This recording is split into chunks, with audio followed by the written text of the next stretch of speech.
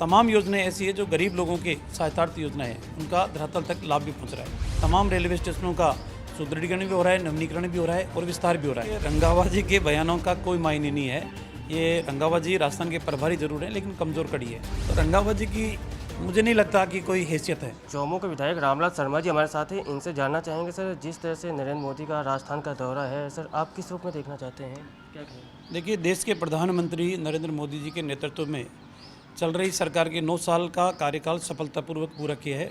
जन कल्याणकारी योजनाओं को लेकर उन्होंने अपना कार्यकाल पूरा किया है और 31 तारीख को अजमेर आने का उनका कार्यक्रम है और उस कार्यक्रम के अंदर 9 साल के कार्य योजनाओं का भी उल्लेख किया जाएगा और साथ में आने वाले समय के अंदर राजस्थान को और कैसे विकास के पथ के ऊपर हम आगे ले जा सकते हैं।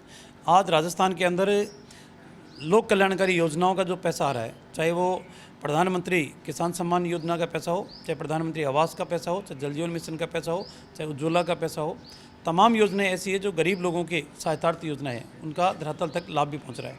और जहां दूसरी ओर अगर हम देखें, चाहे रेलवे का विस्तार की बात हो, चाहे रोड के विस्तार की बात हो, बड़ा बजट इन 2 महकमों के अंदर आ रहा है। तमाम रेलवे स्टेशनों का सुदृढ़ीकरण भी हो रहा है, नवीनीकरण भी हो रहा है और विस्तार भी हो रहा है। तो उसका भी बड़ा अमाउंट राजस्थान के अंदर आ रहा है। देश की आज़ादी के बाद में ये पहले मोदी जी की सरकार है कि इन कामों को गति मिली है और आने वाले समय के अंदर और तीव्र गति से नए आयाम स्थापित करने का काम होगा।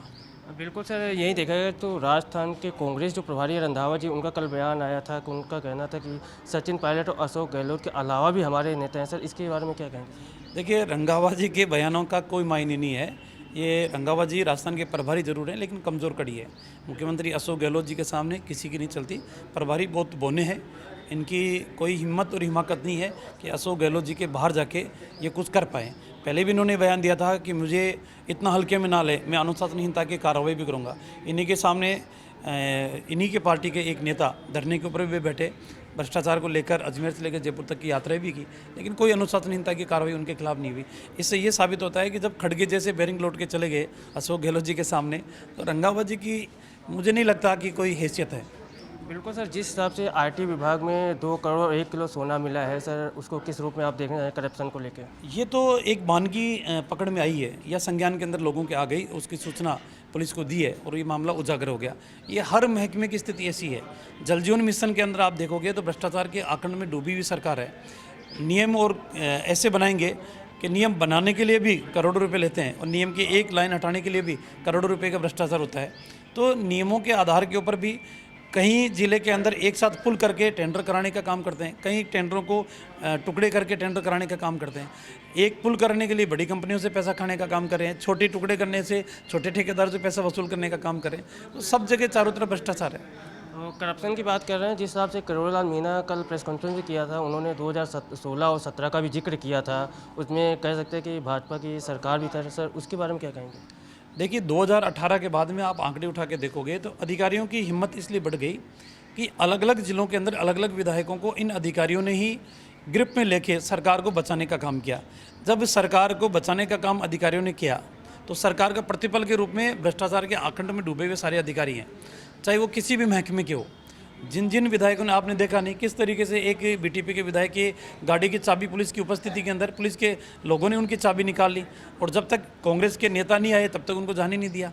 तो ये सारी चीज़ें राजस्थान की जनता ने देखी है और वो उसी आधार के ऊपर अब सरकार की कमज़ोर कड़ी है, उसका फ़ायदा ब्यूरोक्रेसी उठा रहे हैं।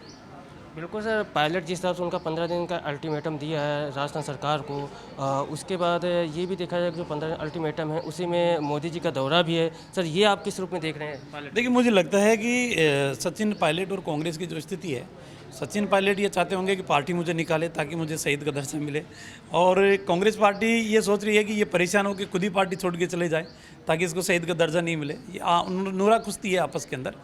बाकी देश के प्रधानमंत्री जी का दौरा राजस्थान के हित में भी होगा और तमाम कार्यकर्ताओं को ऊर्जा भरने वाला दौरा होगा। क्या चुनावी घोषणा हो जाएगा इनके दौरे के ऊपर?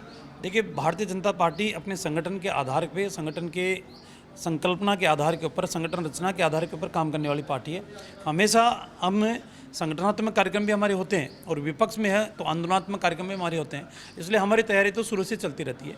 बिल्कुल सर, जिस हिसाब से मुख्यमंत्री अशोक गहलोत ने ये कहा कि ईडी और इनकम के छापे अब राजस्थान के जो विधायक हैं, जो उनके अधिकारी हैं, ब्यूरोक्रेट्स, उनके ऊपर पड़े जाएंगे सर, उसके बारे में क्या कहेंगे? देखिए, अशोक गहलोत जी ध्रुवीकरण की राजनीति में विश्वास रखते हैं, तुष्टिकरण की राजनीति करने में विश्वास रखते हैं, वोट बैंक को किस तरीके से डाइवर्ट करना है उसके अंदर विश्वास रखते हैं, भ्रम पैदा करके, डर पैदा करके कांग्रेस के हित में वोट डलाने का काम करते हैं।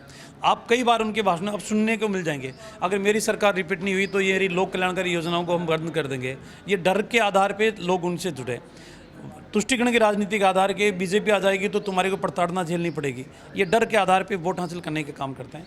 तो अशोक गहलोत जी सिर्फ वोट लोक कल्याणकारी या जन भावनाओं के आधार के ऊपर लेने का काम नहीं करते, डर के आधार पे, भय के आधार पे, तुष्टिकरण के आधार पे, जातिगत टुकड़े करने के आधार के ऊपर एक सुगोपा ऐसा फेंकेंगे कि साहब हम ये करना चाहते हैं, करेंगे कुछ नहीं, हम ये करना चाहते हैं। लोगों को लिए एक मैसेज देने की राजनीति वो करते हैं। जनता समझ चुकी है, अब उनके बहकावे में जनता आने वाली नहीं है। कृष्ण कुमार शर्मा के साथ हरनाम सिंह, पंजाब केसरी, जयपुर।